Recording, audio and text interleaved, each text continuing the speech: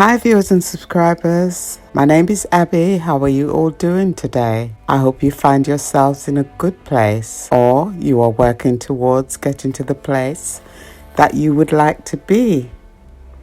I welcome you to my channel today and thank you for taking the time to drop by. Today I will be providing you with a brief history about the connection between Africa and Jamaica. Many of us deny our African roots, but as you will find out, this connection is undeniable. The image that you're looking at right now is a replica of an African woman called Queen Nanny of the Maroons, or Grandy Nanny, which means mother of all.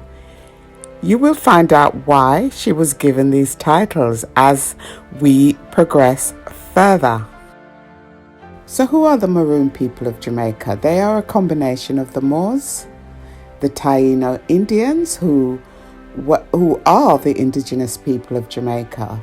They existed in Jamaica long before Columbus claimed that he discovered Jamaica. The Maroons are also a combination of Africans who were brought to Jamaica as slaves. The Moors were a powerful set of people who once ruled Europe. Yes, they did. They were powerful and mighty warriors who were well advanced in warfare, architecture and navigation. The Moors were brought to Jamaica as slaves by the Spanish, who had overthrown them during the time of their reign in Europe. The Spanish brought them to Jamaica as slaves. They were forced to work on the plantations in Jamaica. Sometime after this, the British came to Jamaica and overthrew the Spanish, which resulted in the destruction of many of the plantations in Jamaica. The Moors then fled to the hills after the war between the British and the Spanish and merged with the Taino Indians up in the mountains to escape further enslavement. The British then brought in a new set of slaves from Africa, including members of the Ashanti tribe and the Congolese tribe, who were fierce warriors.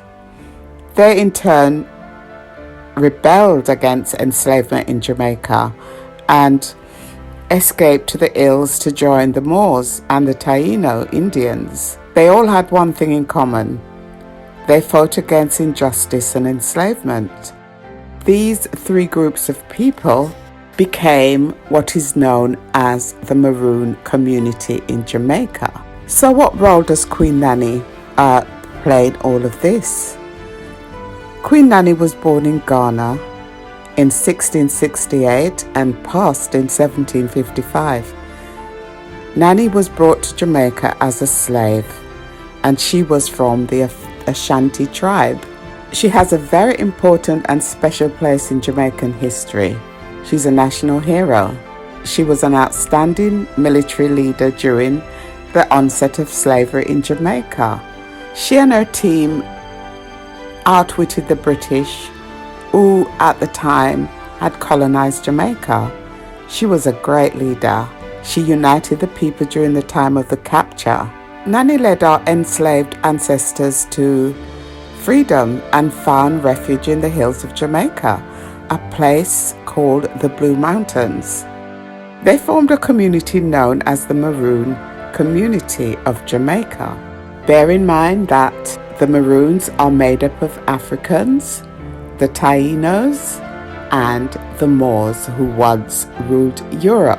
So Queen Nanny, the great Ashanti woman from Ghana, led this group of people to freedom. Rebelling against enslavement, they all escaped to the hills and formed a community where they lived as free men and women, but not without a fight.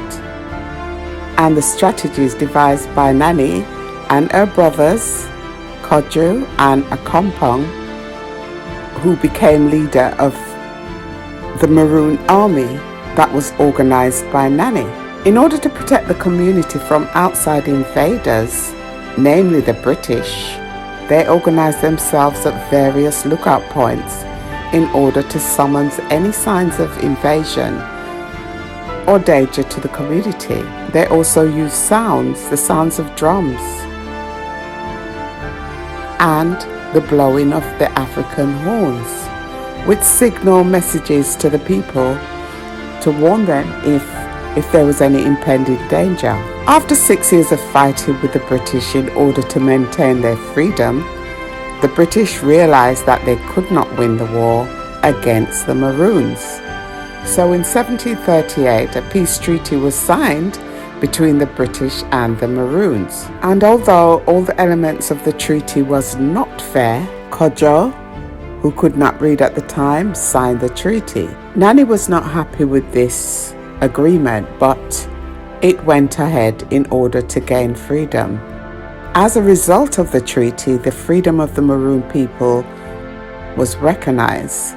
The land in the mountainous areas was given to them.